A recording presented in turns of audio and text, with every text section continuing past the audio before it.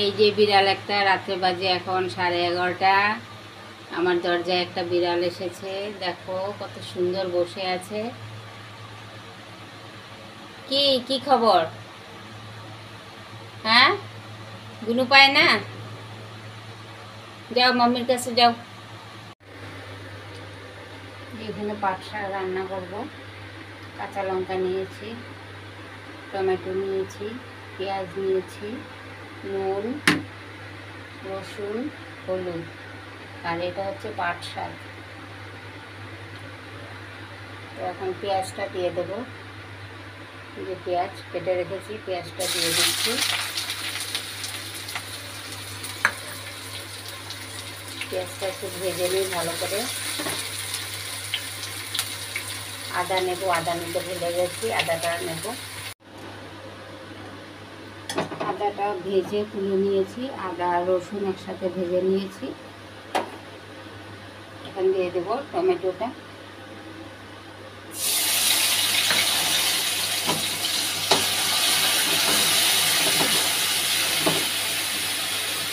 নুন দিয়ে দিচ্ছি, হলুদ দিয়ে দিচ্ছি,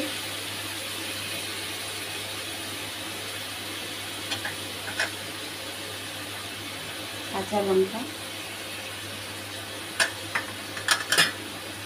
আর আদা।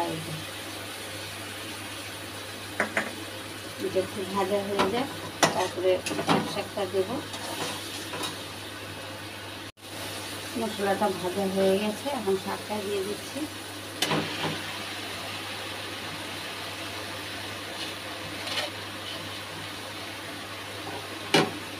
নাড়া দিয়ে একটু এখন ঢাকা দিয়ে দেবো। এই যে দেখো আমার পাট শাকটা রান্না হয়ে গেছে। এই প্রসেসে তোমরা রান্না করে খেয়ে দেখো আর আমাকে কমেন্টে জানিও। আমরা তো সবাই ডাল দিয়ে খাই, এমনি শাক করে খাই, কিন্তু এই প্রসেসটাই রান্না করে দেখো।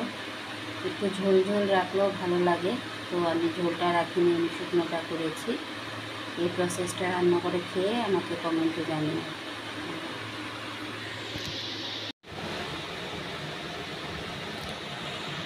এই যে দেখো মাছ নিয়ে এসেছে, তো মাছগুলি অনেকক্ষণ হয়, এনেছে 2 ঘন্টা হয় মাছ এনে রেখেছে। মাছগুলি ফ্রিজের জলে দিয়ে রেখেছি, ঠান্ডা জলে 2বার করে জল পাল্টিয়ে রেখেছি। একবার আইস দিয়েছিলাম, গলে গেছে, তারপরে আবার ঠান্ডা জল বের করে ঠান্ডা জলে রেখেছি। মেয়ের শরীর খুব খারাপ, তো মেয়ের সাথে টাইম দিতে দিতে আর মাছগুলি কাটার সময় পাচ্ছি না, তো এখন মাছগুলি কেটে নেব। মেয়ে একটু ঘুমিয়েছে, খুব অসুস্থ মেয়ে, মানে খুবই শরীর খারাপ ওর। পরশুদিন বিকেল থেকে ওর খাওয়া দাওয়া কিচ্ছু নেই। তো ওর বাবা একটু ওষুধ আনতে গেছিল, ওখান থেকে আসার সময় মাছ নিয়ে এসেছে। বলে আমি বড় মাছ খাই না, ছোটো মাছ পেয়েছে তাই নিয়ে এসেছে। এগুলো যে কাটবো, কাটার মানে সময়টা হয়ে উঠছে না। মেয়ের পেছনে থাকতে থাকতে দুজনে হয়রান হয়ে গেলাম 3 দিন ধরে। ওষুধ চলছে, তবু ওষুধের কাজ করছে না। এখন মাছটা কেটে নিই।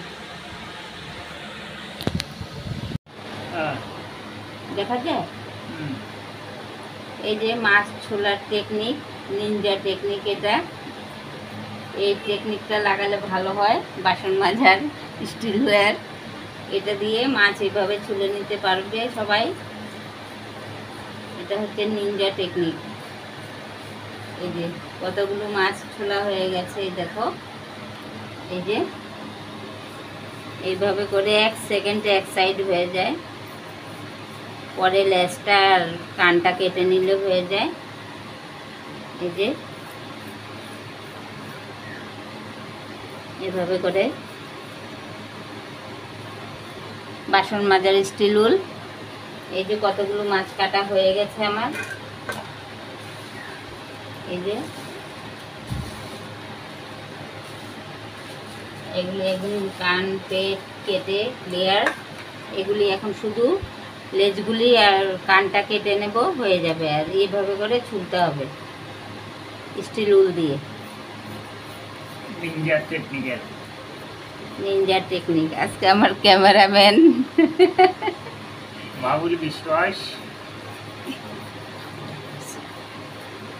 নতুন ক্যামেরাম্যান আজকে রুহির পাপা। ভিডিওটা ভালো লাগলে আজকে নতুন ক্যামেরাম্যানের জন্য একটু লাইক করো, সাবস্ক্রাইব করে দিও। এই যে এখন ডালটা সোমবার দিয়ে নেব। এখানে মসুরির ডাল সেদ্ধ করে নিয়েছি, এটা হলুদ দিয়ে মিক্স করে নিলাম। এখানে ভাত হয়ে গেছে, মাছটাও কেটে নিয়েছি। তো এখন শুধু ডাল আর মাছ ভাজা শাক দিয়ে খাওয়া হবে। মেয়েটার শরীর খুব খারাপ, তাই এখন আর তরকারি করবো না, দেরি হয়ে গেছে। বিকেলবেলা মাছের তরকারি করব। 5 ফোড়ন দিয়ে দিচ্ছি, শুকনো লঙ্কা তেজপাতা দিয়ে দিয়েছি।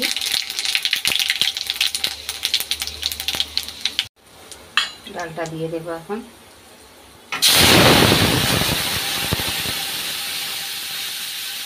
ডালে পেঁয়াজ দিলে ভালো হয়, পেঁয়াজটা দিলাম না, মেয়ের শরীর ভালো না, তাই হালকা করে 5 ফোড়ন দিয়ে করছি। এই যে মাছটা ভালো করে পরিষ্কার করে ধুয়ে টুয়ে নিয়েছি, এখন মাছটা ভাজবো।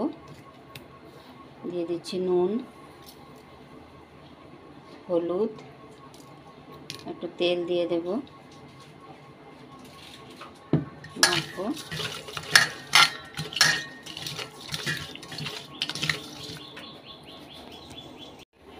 এই যে ডালটা হয়ে গেছে,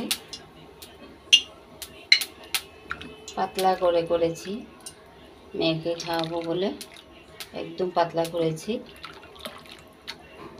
এখন মাছটা ভেজে নিই।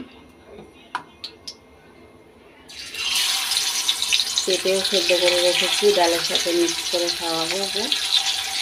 আজকে কিছু খাওয়ানো যাবে না।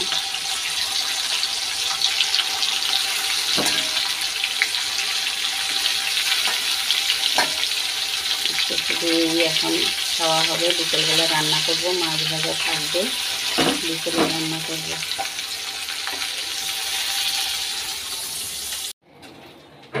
এখন মাছ ভাজা হয়ে গেছে। এই আজকের আমাদের দুপুরের খাওয়া দাওয়া।